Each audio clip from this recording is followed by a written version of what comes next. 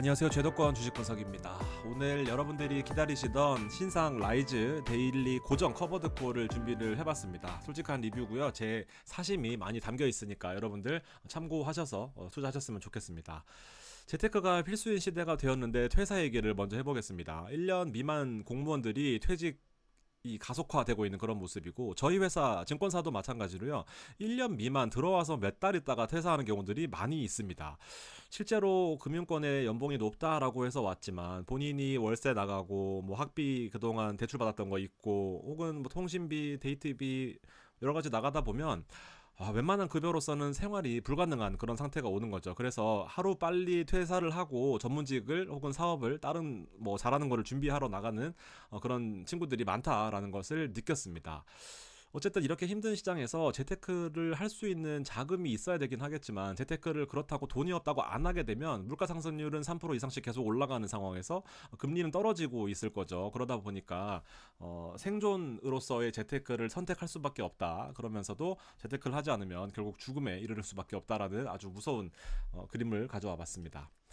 여러분들이 많은 재테크 수단 중에서 만약에 국내 주식으로 선택을 했다면 아주 힘든 길을 걷고 있을 것 같습니다. 3개월 동안 이렇게 반등 없는, 그리고 미국 주식 그리고 배당 ETF 배당주들은 상승한다라고 하는데, 국내 코스피 시장은 지금 보시다시피 이 바닷속에서 빠져서 허우적거리고 있는 그런 모습을 보여주고 있습니다. 주식을 잘한다는 친구들은 퇴사를 하고 전업투자자로 많이 전향들을 하거든요. 그래서 여러분들도 혹시나 이제 나 재테크를 국내 주식만 한다라고 한다면, 이런 시장에서 국내 주식만 한다라고 하는 것은 사실상 거의 제가 보기에는 매일매일이 공포일 것 같습니다. 내 전 재산을 걸고 투자를 한다, 국내 주식을 한다라고 가정했을 때, 여러분들이 시총 상위에 있는 종목들 이외에 다른 잡주들을 투자할 수 있을까요? 내 전 재산을 걸고 내 일로서 전업으로 한다라고 했을 때 이 상위에 있는 종목들 이외에 투자하기는 쉽지 않다라는 거죠. 그리고 국내 주식만 투자하는 것도 쉽지 않습니다. 기본적으로 배당주를 깔고, 배당주 선택은 오늘 KB 라이즈로 말씀을 드릴 거지만, 포트폴리오 일부를 국내 주식으로 가져간다라고 했을 때 여기에 이 이외의 것은 선택하기가 쉽지 않다라는 겁니다.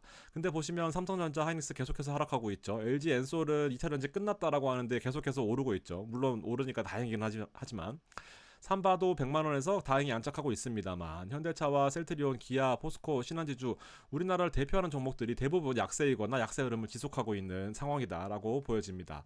여기 체크해놓은 KB금융은요, K밸류업이라고 해서 제가 많이 말씀을 드렸었는데, K밸류업의 탈락을 한 대표적인 사례인 거죠. 근데 탈락하고 난 이후에 3일 연속으로 급등을 하면서 K밸류업이 무용지물이다라는 것을 정면으로 아주 대변해주고 있는 그런 모습을 보여주고 있습니다. 자, 오늘 재테크 수단으로 여러분들이 주식과 이 커버드 콜을 선택했을 때 장점과 단점들이 있습니다. 이렇게 이 모델을 쓰면서 한 세 가지 특징 중에서 한국경제와 라이즈 ETF가 광고를 줬겠죠. 여기서 캐치프레이즈로 내세운 가장 큰 장점이 옵션 매도 10%로 고정했다라는 겁니다. 그래서 이름에도 고정이라고 이렇게 명명을 한 것 같은데요. 사실 제가 보기에는 웃긴 얘기입니다. 근데 일단 제가 사심을 최대한 자제시키고 특징들을 세 가지를 보면, 총 세 가지의 고정 ETF가 나왔는데, 미국 테크, 그리고 미국 배당, 미국 AI 밸류 체인입니다. 가장 핫하다는 세 개를 가지고 있고, 그리고 타미당이나 솔미당이나 에미당, 이 세 가지 자산운용사의 아성을 무너뜨리기에는 라이즈가 너무나도 약한 네임밸류를 가지고 있기 때문에 데일리라는 아주 자극적인 문구, 그 다음에 고정이라고 하는, 사실은 옵션 매도가 많다라고 해서 위험하다라는 생각은 전혀 엉뚱한 생각인데요. 일단 숫자를 이 네임에다가, 그 ETF 명칭에다가 10% 커버드 콜, 7% 커버드 콜이라고 하지 못하다 보니까 이렇게 옵션 매도 비중에다가 10%라고 해주면서 마치 10%를 주는 것처럼 그렇게 명명을 해놨다라고 일단 먼저 저는 선입견을 갖고 시작을 했습니다. KB 라이즈 커버드 콜의 시장의 위치를 보면요, 대표적으로 세 가지 라인업이 있습니다. 여러분들 잘 아시는 고배당 커버드 콜, 연역이 되게 오래됐어요. 그리고 최근에 나온 위클리 커버드 콜, 제가 자주 리뷰해드렸었습니다. 저도 소액으로 매달 담고 있어요. 미국 30년 국채 커버드 콜은 솔미당과 에미당이 워낙 독보적인 시장이기 때문에 이거는 사실 없는 거나 다름없고, 시총 300억에다가 뭐 시장 상황도 별로 반영하지 못하고 있는 그런 모습을 보여주고 있습니다. 커버드콜 중에서도 고배당 커버드콜은 고배당 종목들을 하고는 있지만, 코스피의 그 콜옵션 매도 프리미엄이 워낙 안 좋다 보니까 일단은 시총도 작고 여러 가지 면에서 얘도 배제를 할 수밖에 없는 그런 상황입니다. 자, 그나마 위클리 커버드 콜이 1,300억 정도로 약간은 뭐 체면치레를 하고 있는 그런 상황인 건데, KB는 시장에서 결코 메인 플레이어가 아니기 때문에 본인들이 어떤 그 트렌드를 확 바꾸기에는 어려움이 있었을 것이다라고 생각을 합니다. 이 코스피 200 위클리 커버드 콜을 이렇게 보면 여러분들 8월 5일 날 이후에 주가 회복이 안 되고 있는 모습입니다. 앞서 보셨던 것처럼 코스피 이렇게 차트를 놓고 보면은요, 마찬가지로 허우적거리는 모습을 보여주고 있죠. 근데 가장 큰 단점이, 제가 몇 달 투자를 해보니까 하락할 때는 더 많이 빠져요. 상승할 때는 못 오릅니다. 아주 그게 커버드 콜 함에 있어서 완전 정면으로 반대로 가는 거죠. 원래 커버드 콜의 그 가장 핵심적인 부분 중에 하나가 상승할 때는 좀 덜 먹더라도 하락할 때는 덜 빠지자라는 게 목적이거든요. 근데 얘는 상승할 때는 덜 상승하고요, 빠질 때는 더 많이 빠지는 그런 특징을 가지고 있어서 제가 사실 엄청나게 고민을 하고 있습니다. 지금 해봐야 뭐 한 6% 손실인가 그렇거든요. 4%가 6%가 정확히 모르겠지만, 아무튼 이 부분에 대해서는 적립식이니까 저는, 근데 저는 사실은 잘 모르겠습니다. 왜냐하면 삼성전자의 비중을 줄였어요. 어쨌든 25%에서 18%로 줄이면서 라이즈 200의 ETF를 더 담는 이런 역할들을 하고 있지만, 앞서 보셨다시피 삼성전자가 계속해서 하락하는 와중에서 삼성전자 비중을 뺐다라고 하더라도 라이즈 200 커버드 콜에서 거의 30% 이상이 또 삼성전자거든요. 또 하이닉스고요. 그러다 보니까 삼성전자 비중이 뭐 모르긴 몰라도 40%에서 50%는 될 것이다라고 보여집니다. 여러분들 아시다시피 삼성전자는 지금 6만 전자를 위협받고 어저께 5만 9,500원까지 내려갔다가 왔습니다. 이거 파란색의 물결을 무너지고 나서부터는 거의 추락하고 있는 그런 모습을 보여주고 있는데, 삼성전자가 빠지는 이유는 아주 심플합니다. 물론 엔비디아에 납품을 하지 못하는 이슈, 납품을 한다 안 한다 한다 안 한다 하면서 밀당해서 실패한 이슈들이 여러 가지가 있긴 하지만, HBM 반도체도 밀렸고요. 근데 가장 큰 이슈는 실적입니다. 전문가들은 24년 12월 기점으로 결산기에 39조 9천억을 영업이익으로 예측을 하고 있었는데, 1분기, 2분기, 3분기까지 오늘 아침에 실적이 나왔죠. 근데 합쳐봤자 29조, 26조 정도밖에 안 됩니다. 그러니까 여러분들 추이로 봤을 때 여기서 갑자기 13조 이상이 나와야 되거든요. 어닝 서프라이즈는 이것보다 더 많이 나와야 된다라는 거잖아요. 세 분기를 합쳐봤자 이미 13조 이상의 어떤 영업이익을 달성을 해야 되는데, 현재 상황에서는 전혀 달성 가능성이 없다라고 봐도 무방하다라는 거죠. 그러니까 삼성전자는 이 실적을 달성하지 못할 가능성 때문에 주가가 바닥까지 내려갈 수 있겠다라는 겁니다. 근데 그 바닥은 어딘지를 모르는 그런 상황인 거죠. 물타기는 절대 저는 추천을 드리지 않고 있는데요. 일단 참고만 하시면 좋겠습니다. 자, 그리고 내부적으로 이 KB, 외부적으로 삼성전자의 이슈 비중이 너무 크고 삼성전자가 하락하는 이슈가 가장 이 라이즈 커버드 콜의 문제이긴 하지만, 200 커버드 콜. 근데 보면 제가 운영 전문 인력에 관심이 많잖아요. 보시면은요, 이 86년생, 98년생이라고 하는 이분들이 지금 계속해서 바뀌고 있습니다. 김동완 이분은 4월부터 하고 있거든요. 근데 차동호 이분은 3월, 그 다음에 최지훈 이분은 4월, 그 다음에 또 한 달 하고 또 바뀌었어요. 계속해서 바뀝니다. 이런 것들은 저는 신뢰도가 되게 떨어집니다. 미래에셋은요, 한번 하면은 안 바뀌어요. 계속합니다. 그러니까 실적이 좋을 수밖에 없어요. 왜냐하면 본인이 히스토리를 알고 본인이 어떻게 경험이 쌓인 거죠.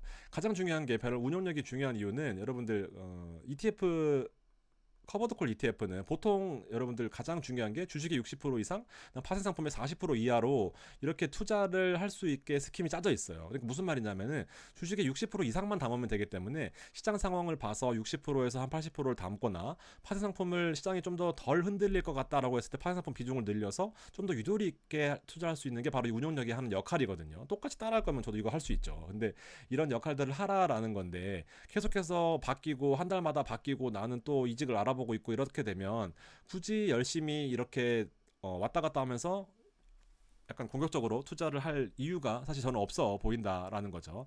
KB 자산운용에 오신 지도 얼마 안 된 것 같습니다. 그러다 보니까 사실상 저는 KB에 대한 불신을 일단 기본적으로 갖고 있는 그런 상태입니다.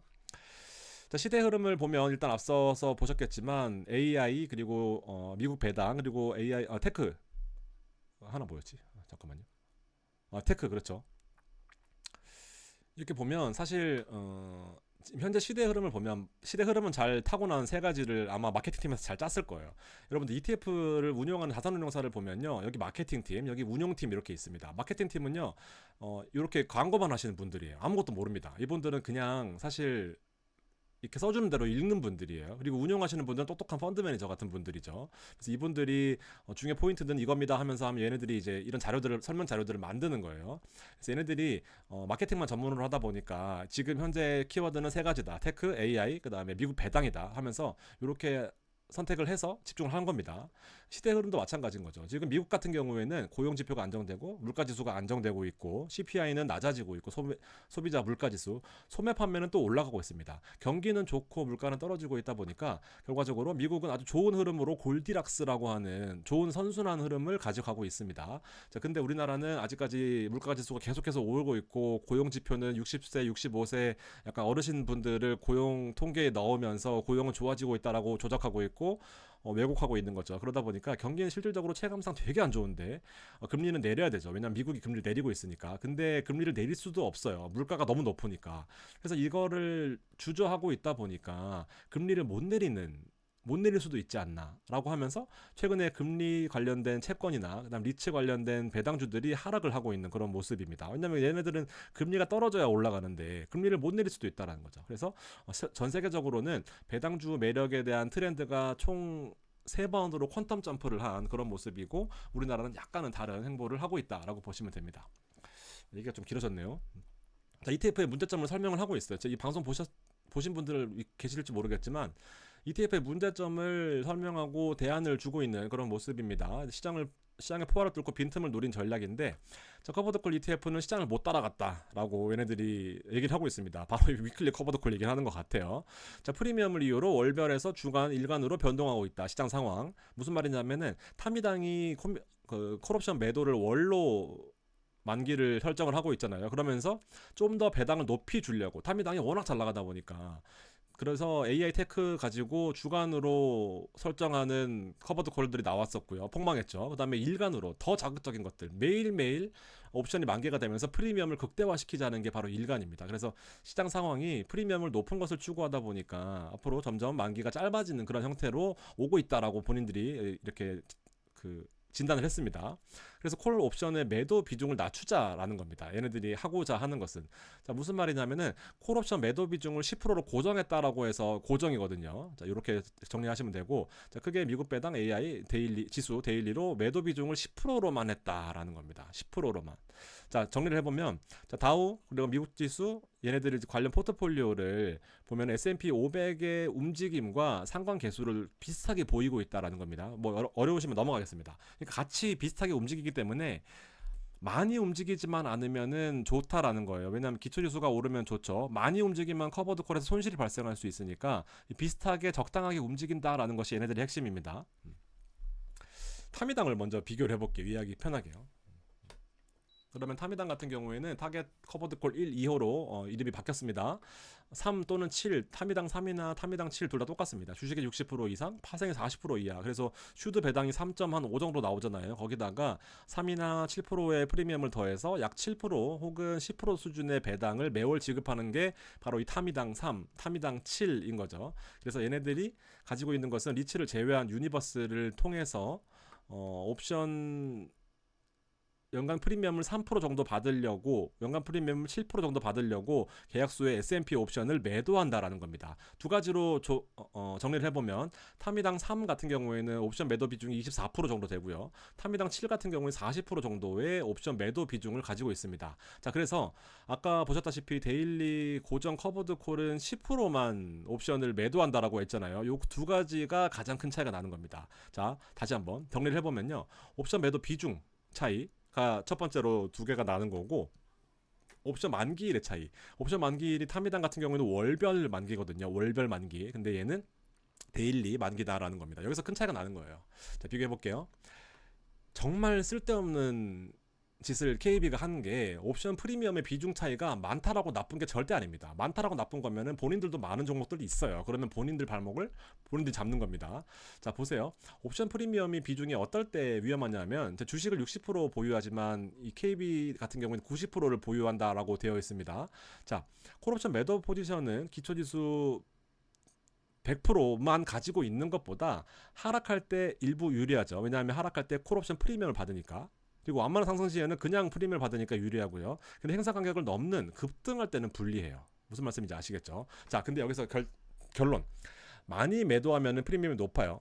그러니까 타미당처럼 40%를 매도하면은 프리미엄이 높죠. 그리고 적게 매도하면은 프리미엄이 낮아요. 10% 매도하면은 프리미엄이 낮죠. 근데 이 옵션을 많이 매도한다라고 해서 절대로 리스크가 올라간다라고 보기는 어렵습니다. 어떤 거냐면은요, 옵션 비중을 늘리는 거예요. 옵션 비중을 늘리면요, 프리미엄을 많이 받잖아요. 근데 기초자산 이렇게 보유하고 있지만 옵션이 이렇게 많이 움직여 버리면 이게 위험한 거거든요. 그럼 당연히 옵션을 많이 들고 있으면 위험할 수 있겠죠. 그런데 기초지수가 S&P라고 한다면은 이렇게 많이 안 움직이잖아요. 보통은 이제 99% 확률로 콜옵션 매도가 이기는 시장이 바로 이 옵션 시장이거든요. 그러니까는 콜옵션을 많이 매도한다라고 해서 절대 위험한 게 아닌데, 일단 그 고정이라는 말을 10%로 쓰면서 약간은 자기들이 어떤 특징적인 부분들이 있다라고 가정하지만, 얘네들이 40%를 하니까 똑같이 40% 하면 당연히 타민당으로 가니까 얘는 10%로 한 걸로 보입니다. 그렇게 보시면 될 것 같고요. 그다음에 이건 또 왜 써놨냐? 그렇기 때문에 프리미엄이 아까 말씀드렸던 것처럼 많이 매도하면 높잖아요. 근데 얘는 적게 매도하고 있잖아요. KB 같은 경우에는. 근데 이 낮은 프리미엄을 어떻게 만회하느냐? 바로 이게 옵션 매매 빈도를 늘리는 거예요. 옵션 프리미엄을 매일 하는 거랑 옵션 프리미엄을 30일 동안에 한 번 하는 거랑 차이가 여기가 당연히 많을 수밖에 없어요. 매일 리스크에 노출이 되잖아요. 그러니까 지수 상승에 많이 참여한다고 반드시 참여하기도 힘들다. 그러니까 지수를 기본적으로 타미당은 60%를 가지고 가고, 타미당 7 같은 경우에 얘는 90%를 가지고 간다고 합니다. 슈드는 기본적으로 3.5 정도만 올라가면 되는 거예요, 여러분들. 왜냐하면 배당 수익률이 3%, 2% 이렇게밖에 안 되기 때문에 사실 많으면은 그냥 어떻게 보면 뭐 좋다고 볼 수도 있고 안 좋다고 볼 수도 있어요. 제가 보기엔 60%, 40%가 정말 황금 비율인 것 같습니다. 적당히 배당 수익률과 적당히 시세 차익에 참여를 하면서 콜옵션 매도 비중을 40%로 혹은 24%로 하면서 안정적으로 1년 동안의 수익률을 잘 기록을 해 왔었잖아요. 그러다 보니까 사실 어떤 거 하나가 좋다라고 보기는 힘들지만, 그렇다고 주식을 많이 보유한다라고 해서 반드시 좋다고 하기도 힘들다라는 겁니다. 제가 요거를 정확하게 비교를 해드릴게요. 어쨌든 옵션 프리미엄의 만기일 차이가 중요하긴 합니다. 왜냐하면 데일리 만기 옵션과 월별 만기 옵션은 앞으로도 많이 나올 거거든요. 그럼 옵션 만기에 대한 주의점을 차이를 보면요, 자, 아까 말씀드렸던 것처럼 기본적으로 주식과 파생 상품은 60% 이상에 들어갑니다. 파생은 40% 이하로 들어가고요. 그래서 이렇게 되어 있다라는 것이 기본 스킴이기 때문에 운용력이 되게 중요합니다. 왜냐하면 일정 버퍼가 존재하기 때문에. 보시면 이게 왜 제가 말씀드리냐면 리스크 관리 때문이에요. 데일리 만기는 매일매일 만기입니다. 매일매일 만기. 만기는 한 달이에요. 상대적으로 낮은 프리미엄이죠. 데일리는 높은 프리미엄이라고 말씀드렸습니다. 높은 거래로 매일매일 거래를 해야 됩니다. 낮은 빈도로 거래를 한 번만 하면 돼요. 매일 만기 도래고 한 달에 한 번 만기 도래합니다. 자, 시간 가치라는 거 하는 것은 중요하긴 한데 일단 넘어갈게요. 리스크 관리입니다. 자, 잦은 변동성으로 인한 예상의 손실이 가능하다. 이 안전적 리스크 관리가 가능하다. 이 부분이 제일 중요합니다. 여기까지 한번 더 볼게요. 높은 변동성으로 프리미엄이 불안정하다. 낮은 변동성으로 프리미엄 수익이 일정하다. 여러분들 하나 고려해봐야 될 게, 만기가 한 달이면요, 만기가 한 달이면 만약에 시장이 너무 많이 빠졌거나 너무 많이 오르게 됐을 경우 이렇게 손실이 커지는 국면이 왔다. 그러면 만기가 한 달이면 주식을 더 보유하거나 아니면은 더 먼 외가 격을 이렇게 구축을 하면서 시장을 좀 조절을 할 수가 있어요. 어떻게? 이 버퍼를 두고 운영력이 좀 더 이번 시장은 좀 위험하니까 좀 조정을 해보겠습니다 하면서 바꿀 수가 있단 말이죠. 데일리 만기는요, 그냥 하루에 끝납니다. 로또를 사놓고, 아니 경마권을 사놓고 그 말이 넘어지면 끝나는 거고요. 넘어져서 치료하고 더 빨리 달릴 수 있는 그런 여지가 아예 없는 거예요. 넘어지면 끝나는 겁니다. 일단 1등이 들어오면 좋은 거고요. 그러니까 얘는 만기가 하루라는 것은 보통은 그냥 복권과 똑같아요. 솔직히 매수자들은 그냥 프리미엄을 일정 수준 주고 이 주가 이상으로 올라가면 대박이 나는 거잖아요. 그러다 보니까 이 부분들에 대해서는 당연히 저는 슈드고 뭐고 슈드 할아버지고 나스닥이 폭등하고 상관없이 하루가 만기라고 하는 것은 일단 가장 큰 리스크를 언제나 보유하고 있다라는 겁니다. 핵 쏠지 이란이 미사일을 핵을 쏠지 어떻게 압니까? 그런 거 모르잖아요. 유전이 폭발한다든지 그런 거 있을 수 있습니다. 그래서 그런 거는 하루면은 대응이 거의 불가능하다라고 봐야 돼요. 그래서 이럴 때는 폭등 혹은 폭락했을 때 시장이 위험할 수 있겠다. 얘는 리스크 관리가 가능하다. 수수료도 많다라는 거 있고, 시간 소요, 매일매일 이제 옵션을 봐야 되니까 피곤한 거죠. 사실상 옵션에 매일 이제 경마권을 팔면서 1등이 들어오면 안 되는 그런 경마주의 입장인 건데, 슈드로 3% 4% 올라가는 것은 사실상 별로 필요가 없어 보인다는 겁니다. 시장 트렌드 반영한다는 건 전혀 시장이 예측하기 불가능한 거고 단기 트렌드에 민감하게 반응한 거고 일단 조금 안정적으로 움직인다라는 거. 그래서 1년 동안의 수익률을 보면 되게 안정적으로 잘 움직이고 있어요. 이렇게 보시면 됩니다. 자, 일반적으로 위클리 일주일 정도도 시간이 안 되는 데일리는요 대응이 불가능합니다. 그래서 주식을 보유하면서 커버드 콜은 기본적으로 상승에 대한 수익을 제한하더라도 하방을 막겠다는 건데 10%밖에 안 되긴 하지만 매일매일 리스크가 노출되어 있는 양매도 콜 매도에 관련된 커버드 콜은 좀 문제가 있지 않나라는 생각입니다. 주식은 기본적으로 배당 같은 안정적인 포트폴리오인데 옵션은 이제 트렌드를 따라하는데 이제 저 같은 사람한테 걸리면 되게 부정적인 얘기를 듣는 거죠. 굳이 왜 안정적인 거다가 공격적인 포트폴리오를 섞어가지고 공격적인 게 아니라 이거는 미친 거예요, 여러분들. 데일리 옵션 만기는 하루아침에 끝납니다. 어떤 일이 있었냐면 우리 8월 5일날 블랙 먼데이 때가 바로 이겁니다. 이거 양매도 손실이긴 한데요. 지금 이때는 주식이 급락했었잖아요. 급락. 그러면서 콜옵션에 매도를 가지고 있었을 때 아니지. 풋옵션에 매도를 가지고 있었는데 풋옵션이 싸게 팔 권리잖아요. 근데 풋옵션에 싸게 팔 권리를 팔았다라는 것은 이제 오르면은 좋은 건데 떨어지면은 폭망하는 거예요. 근데 이게 하루아침에 8월 5일날 갑자기 엔캐리 청산 때문에 급락했잖아요. 그때 이때 대응 못하고 폭락했던 게 바로 이때 이 소송이었습니다. 그러니까 옵션이 데일리 만기라고 하는 것은 손을 쓸 수가 없어요. 이거 하루아침에 엔캐리 때문에 털어버렸잖아요. 그러면 끝나는 겁니다. 그래서 적어도 이런 커버드 콜에 대한 기본적인 내용을 좀 아셨으면 좋겠다라는 겁니다. 주식에 정리해볼게요. 주식의 90% 커버드 콜 10 고정 아무 의미 없습니다. 고정 이거 아무 의미 없는 거예요. 고정 안 하면 되죠. 고정이라고 하는 건 사실 저는 알겠는데 또 좀 얘기가 길어질 것 같은데 고정이라고 하는 건 제피예요. 제피가 주식의 80% 가지고 있고 그다음에 제피라고 매달 배당 주는 거 있잖아요. 옛날에 12% 주고 지금 8% 주는데 7% 정도 20% 이내로 옵션을 알아서 매도를 합니다. 그러니까 따라 한 거예요. 제피처럼 얘네들은 이제 배당을 10%로 안정해 놓고 7%도 줬다가 8%도 줬다가 10%도 줬다가 이러거든요. 이게 지금 가장 큰 특징이다라는 겁니다. 다 섞어 놓은 거예요. 지금 보면 90% 참여한다. 무슨 이거 진화 말도 안 되는 거고요. 데일리 옵션 위험하다. 위험하고 진화한지 모르겠다라는 겁니다. 다 있는 거예요. 그리고 이 슈드가 아닙니다. 기본적으로 기초지수가 슈드가 아니라 KD라고 해서 한경에서 만든 지수예요. 진짜 좀 약간 특이하죠. KD라고 환경지수를 추정합니다. 슈드 절대 아닙니다. 운용 전문 인력은 이쪽에서 동종 펀드를 운용해본 경험이 없습니다. 기본적으로 이 두 분은 없어요. 4년밖에 안 해보신 분들은 제가 보기에 콜옵션 매도 잘 이해도 못할 겁니다. 아무튼 이렇게 되어 있고 홈페이지도 확인 안 하고 공시 집합투자 홈페이지 공시 나오는 거거든요. 2024년 0000입니다. 이거 장난칩니까? 기본적으로 기본이 안 돼 있는 것 같아요. 총보수도 되게 기분이 나쁩니다. 자, 타미당 같은 경우에 한번 볼까요? 총보수 0.39라고 해놓고요. 이렇게 해놓고 이제 기타 보수를 다 포함해서 0.54예요. 기타 보수가 여기 써 있거든요. 안 써있네. 기타 보수. 아무튼 여기 보시면 0.04, 0.391인데 이게 포함돼서 기타 보수까지 다 포함해서 0.54라는 것을 나타내고 있잖아요. 여기 보시면은요 0.250이라고 해놨습니다. 그래서 동종 유형 보수는 1.67이라고 해놓고 지네들은 0.25래요. 그래서 와 정말 싸네. 수수료가 여러분 민감하신 분도 많으니까 수수료가 메리트가 있네. 얘는 이제 KB 고정 커버드 콜 얘는 타미당 실입니다. 0.54랑 0.25는 이렇게 보면은 사실 여러분들이 보는 거에 비해서는 이렇게 보면은 2배 차이가 나는 것 같거든요. 0.25래요 총보수 비용이. 근데 이렇게 써놨습니다. 아주 진짜 거지 같아요. 보시면은 0.250이긴 한데요. 사유 발생치라고 써놨습니다. 기타 비용에서 다 들어가는 거거든요. 기타 비용이 보통 이제 매달 결산을 해야 되니까 결산 회계 감사할 때 돈 줘야 돼요. 그다음에 채권 평가할 때 채권 평가 비용 줘야 되고. 그다음에 무슨 뭐 이것저것 시세 사용료도 줘야 되고 해외 주식들을 보유하니까 대리 비용, 보관 비용들, 수수료 이런 거 줘야 되거든요. 기타 비용인데 없다고 해놓고 사유 발생시랍니다. 사유 무조건 발생하죠. 증거 거래 비용 무조건 발생합니다. 그래놓고 0.250이래요. 이거는 제가 보기에 도덕적으로 아주 엄청난 모럴 해저드가 있다라고 봅니다. 이렇게 해놓을 필요가 왜 안 그래도 이것도 기분 나쁘거든요. 솔직히 말해서 타미당 같은 우리나라 ETF에 좀 흥분을 가라앉히고. 우리나라 ETF의 보수 중에 가장 큰 문제가 기타 비용을 표시 안 해놓는 거거든요. 이건 더 심합니다. 그러니까 이런 짓은 하지 않았으면 좋겠어요. 후발주자면 더 솔직하게 하시고요.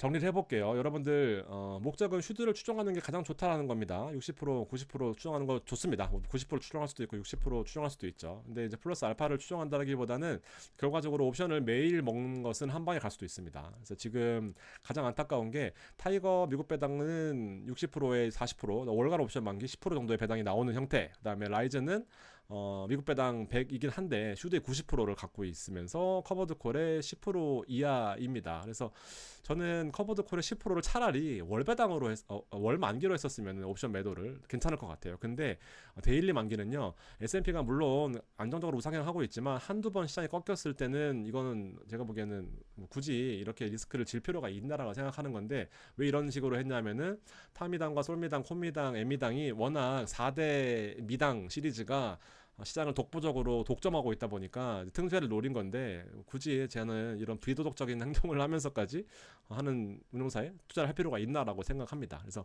혹시나 고정이 얘는 10%가 되어 있지만 얘는 이제 배당이 들쑥날쑥 할 거란 말이죠. 아마 조금 더 한두 번 많이 나온다 혹은 뭐 그렇게 하더라도 계속해서 그 배당이 영원하지는 않다라는 것을 잘 염두에 두시고 혹하지 않으셨으면 좋겠습니다. 데일리는 배당주와는 전혀 상관없는 무관한 전략입니다. 매일매일 경마권을 팔고 배당주를 90% 담는다라고 하는 그런 전략이니까요. 여러분들 뭐 굳이 타미당 3, 타미당 7을 제끼고서라도 여기 갈 필요가 저는 아예 없다라고 마무리를 하면서 정리하겠습니다.